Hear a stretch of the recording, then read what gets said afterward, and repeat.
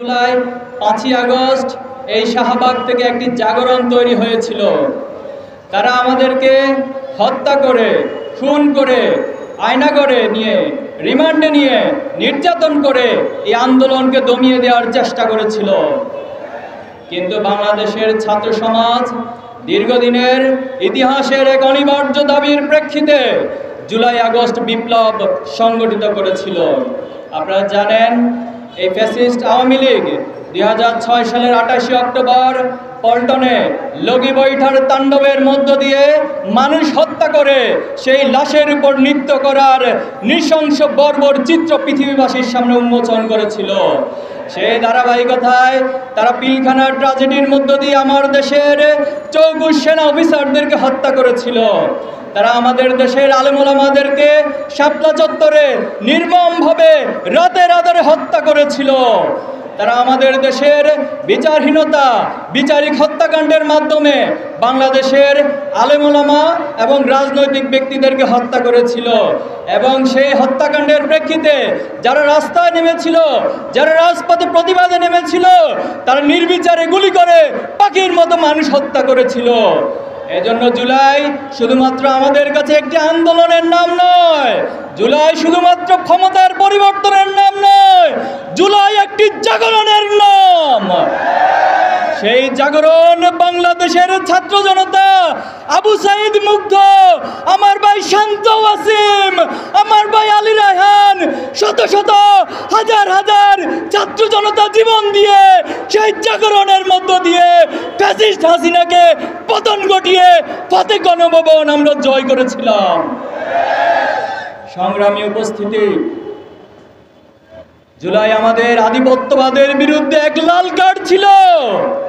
এই বুয়েটে আবরার ফাহাদকে আধিপত্যবাদের বিরুদ্ধে অবস্থান নেওয়ার কারণে নির্মমভাবে পিটিয়ে হত্যা করা হয়েছিল।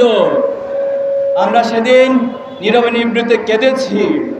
আমরা আমাদের সাহস সঞ্চার করেছি, আমাদের শক্তি সঞ্চার করেছি। আধিপত্যবাদ শক্তি কথায় কথায় আমাদেরকে বন্ধুত্বের ভাব দেখাতে আসে, তারা আমাদেরকে বন্ধুত্বের বয়ান দেখাতে আসে। যারা আমাদের দেশের নদীগুলোর মধ্যে বাদ দিয়ে বর্ষাকালে সেই নদীগুলো ছেড়ে দিয়ে আমাদেরকে বন্যায় ডুবিয়ে মারে, আর খরার সময় আমাদের উত্তরাঞ্চলগুলো সহ প্রত্যেকটি জায়গায় খরা তৈরি করে, তারা কি আমাদের বন্ধু হতে পারে? আমার দেশের ফেলানিকে হত্যা করে কাঁটাতালে জড়িয়ে রাখে, তারা কিভাবে আমাদের কাছে বন্ধুর দাবি নিয়ে আসে? তারা আমার দেশের প্রত্যেকটা জায়গায় তাদের গোয়েন্দা সংস্থার মধ্য দিয়ে এই দেশটাকে, স্বাধীনতার সার্বভৌমত্বকে নষ্ট করেছে। এই দেশের স্বাধীনতার পর থেকে যে অগ্রযাত্রা হওয়ার কথা ছিল, প্রত্যেকটি অগ্রযাত্রায় তারা বাধার সম্মুখীন আমাদেরকে করেছে। এই জন্য তারা কখনো আমাদের বন্ধু হতে পারে না। জুলাই ছিল আধিপত্যবাদের বিরুদ্ধে, আবরার ফাহাদের হত্যার বিরুদ্ধে এক চূড়ান্ত জাগরণ। সংগ্রামী উপস্থিতি, আজকে আমরা দুঃখের সাথে দেখছি এই জুলাই নিয়ে একটা শ্রেণী ক্রেডিটবাজির রাজনীতিতে নিমগ্ন হয়েছে। আমরা স্পষ্ট ভাষায় বলতে চাই, এই জুলাই কোনো একক মাস্টার মাইন্ড, একক দল, একক গোষ্ঠীর নেতৃত্বে হয় নাই। এই জুলাইতে আমাদের ব্যানার ছিল, আমাদের দলীয় কোনো পরিচয় ছিল না। আমরা সেদিন প্রত্যেকে মাজলুমের পরিচয়, মাজলুমের ব্যানার ধারণ করেছিলাম। আমাদের নির্দেশনা ছিল, এখানে কোনো একক নেতৃত্ব থাকবে না, এখানে প্রত্যেকেই নেতা, প্রত্যেকেই কর্মী, প্রত্যেকেই বিকল্প হিসেবে ভূমিকা রাখবে। এবং সেভাবে ছাত্র সমাজ ভূমিকা রেখেছিল। কোনো কারণে 10 জন মারা যাবে, বাকি 10 জন পিছন থেকে দাঁড়িয়ে যাবে। 100 জন মারা যাবে, পিছন থেকে 500 জন দাঁড়িয়ে যাবে। এটাই ছিল জুলাইয়ের পরিকল্পনা, এটাই ছিল জুলাইয়ের পলিসি, এটাই ছিল জুলাইয়ের প্রকৃত বিজয়। এজন্য যারা ক্রেডিট নিয়ে অসুস্থ রাজনীতি করছেন, মেহেরবানি করে আপনারা এগুলো থামান, এগুলো থামান। আপনারা 71 নিয়ে আওয়ামী লীগ যে ক্রেডিটের রাজনীতি করেছে, এর জন্য 71 বিফলে চলে গেছে।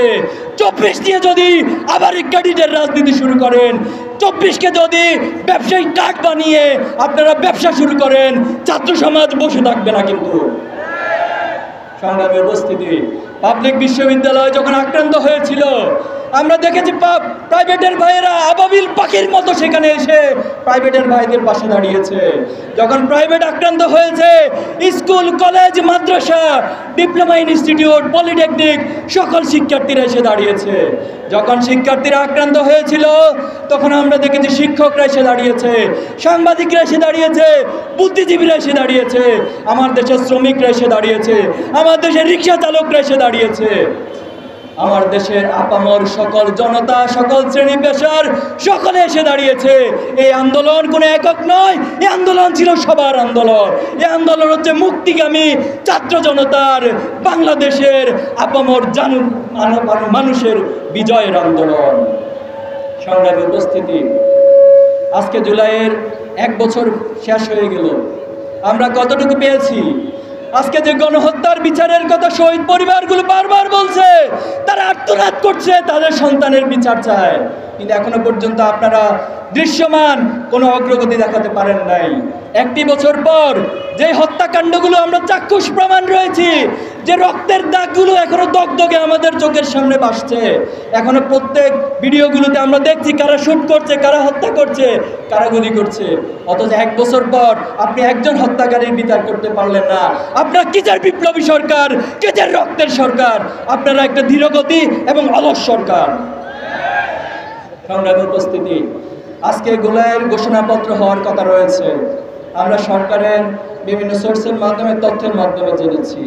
আমরা উদাত্ত আহ্বান জানাবো, এই ঘোষণাপত্রে শহীদ গাজীদের বাংলাদেশের ইতিহাসের সঠিক ব্যাখ্যা সহ বাংলাদেশের প্রত্যেকটি নাগরিকের অধিকার নিশ্চিতের জন্য আগামী দিনে যদি কেউ ফ্যাসিস্ট হতে চায়, এই ফ্যাসিস্ট হওয়ার পথ রুদ্ধ করার জন্য একটি সমৃদ্ধ ঘোষণাপত্র পেশ করবেন।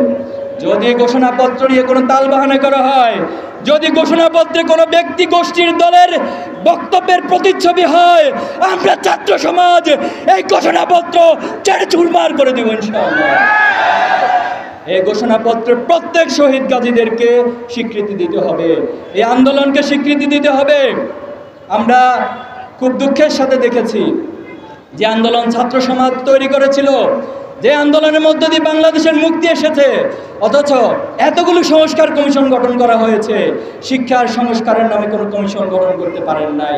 এর চেয়ে লজ্জা, এর চেয়ে দুঃখজনক এই সরকারের জন্য আর কিছুই হতে পারে না। আজকে আমাদের ছাত্র ভাইয়েরা সে মানসিক ট্রমার মধ্য দিয়ে এখনো যাচ্ছে। আমরা যারা ভাই হারিয়েছি, আমার বন্ধুকে হারিয়েছি, আমার ভাই বোনদেরকে হারিয়েছি, আমরা এখনো সেই রক্তের দাগগুলো আমাদের চোখ থেকে যায় নাই। অথচ এই শিক্ষার্থীদেরকে নিয়ে তাদের মানসিক ট্রমা দূর করার জন্য একটি বিশেষ ব্যবস্থা গ্রহণ করা ছিল, সেটা করেন নাই। আমরা দাবি জানাচ্ছি, অতি সত্বর শিক্ষাঙ্গনগুলোকে শিক্ষার্থীদের উপযোগী করে, শিক্ষার্থীদের নিরাপত্তা নিশ্চিত করে, শিক্ষার্থীদের সঠিক অধিকার নিশ্চিত করে আপনাদেরকে যথাযথ উদ্যোগ গ্রহণ করতে হবে। সংগ্রামী উপস্থিতি, আমি শেষ করতে চাই, আপনারা দেখে যান ছাত্র শিবিরকে নিয়ে, এই দেশকে নিয়ে এখনো পর্যন্ত একটি মহল ষড়যন্ত্রকে লিপ্ত রয়েছে। আপনাদের নজরে কি এসেছে? এসেছে। অতীতে ছাত্র শিবিরকে নিয়ে অনেক ষড়যন্ত্র করা হয়েছে, আমাদের বিরুদ্ধে অনেক প্রোপাগান্ডা, মিথ্যাচার করা হয়েছে। কিন্তু যারাই আমাদেরকে মিথ্যাচার করেছে, প্রোপাগান্ডা চালিয়েছে, আমাদের বিরুদ্ধে অবস্থান নিয়েছে, আমাদেরকে বিভিন্ন ট্যাগিং দিয়ে হত্যার উপযোগী করেছে এবং আমাদেরকে জুলাই আগস্ট আন্দোলনে আমাদের সম্পৃক্ততার কারণ দেখিয়ে ছাত্র শিবিরকে গত বছর 1 আগস্ট নিষিদ্ধ করেছিল। আপনাদের মনে আছে? ছাত্র শিবিরকে নিষিদ্ধ করার মাত্র 5 দিনের ব্যবধানে ফ্যাসিস্ট হাসিনাকে বাংলাদেশ ছেড়ে পালিয়ে যেতে বাধ্য করা হয়েছে। এজন্য অতীত থেকে শিক্ষা গ্রহণ করুন। আমরা আবার বলছি, অতীত থেকে শিক্ষা গ্রহণ করুন। অতীত থেকে শিক্ষা না নিয়ে যদি আবার আপনারা একই ভুল করেন, একই গর্ত ছাত্র শিবিরের জন্য করেন, আপনাদেরকে সে একই গর্তে পতিত হতে হবে। এজন্য আমরা বলি, আমাদেরকে যারা ভয় দেখায়, আমাদেরকে ভয় দেখিয়ে তারা পালিয়ে যায়, কিন্তু আমরা এই জমিনে টিকে থাকবো ইনশাআল্লাহ। সংগ্রামী উপস্থিতি, আমরা চমক লাগানো কোনো কিছু দেখাতে চাই না বাংলাদেশকে। আমি আবার বলছি, ছাত্র শিবির চমক লাগানো কোনো আন্দোলনের নাম নয়। ছাত্র শিবির একটি দুর্বার আন্দোলন, ছাত্র শিবির 1 লক্ষ প্রাণে ছুটে যাওয়া আন্দোলনের নাম। আমরা আমাদের প্রতিষ্ঠা লগ্ন থেকে অনেক ভাইকে হারিয়েছি, অনেক শাহাদাতের পথ মারি দিয়েছি। আমাদের 7 জন ভাই এখনো গুম রয়েছে। এই সরকার এতটাই ব্যর্থ, 1 বছর পার হওয়ার পর এখনো আমাদের গুমকৃত ভাইদের সন্ধান পর্যন্ত দিতে পারে নাই। আমরা সকল ব্যথা, সকল কষ্ট আমাদের অন্তরে ধারণ করে আমরা সাহস সঞ্চার করেছি। আমরা বলতে চাই, আমাদের এই যাত্রা অনন্তকালের দিকে, আমাদের এই যাত্রা অনন্তকালের দিকে। আমাদেরকে বাধাগ্রস্ত করতে এসে নিজেদের জন্য নিজেরা ভুল পথ বেছে নেবেন না, নিজেদের ক্ষতি নিজেরা সাধন করবেন না। আসুন আমরা আজ একতার কথা বলতে চাই। আমরা জুলাইকে ধারণ করে, জুলাইয়ের শহীদদেরকে ধারণ করে, জুলাইয়ের আহতদেরকে ধারণ করে, জুলাইয়ের গাজীদেরকে ধারণ করে তাদের প্রত্যাশিত বাংলাদেশ গড়ে তুলতে চাই। এই বাংলাদেশ বিনির্মাণে আমরা চাই প্রত্যেকটা নাগরিক দল মত নির্বিশেষে তার আদর্শিক ভিন্নতা থেকে, তার ধর্মীয় ভিন্নতা থেকে সে তার নাগরিক অধিকার নিশ্চিত করবে ইনশাআল্লাহ। এবং আমরা সেরকম একটি সমৃদ্ধ বাংলাদেশ গড়তে চাই। ছাত্র সমাজ সহ বাংলাদেশের সকল সচেতন নাগরিককে ছাত্র শিবিরের অগ্রযাত্রায় সহযোগিতা এবং দোয়ার প্রত্যাশা করে আমরা এখানে শেষ করছি। হাসবুনাল্লাহু নি'মাল ওয়াকিল, নি'মাল মাওলা ওয়া নি'মান নাসির। আমরা সংক্ষিপ্তভাবে দোয়ার মাধ্যমে প্রোগ্রাম শেষ করছি। আল্লাহুম্মা আমিন। রব্বানা যালামনা আনফুসানা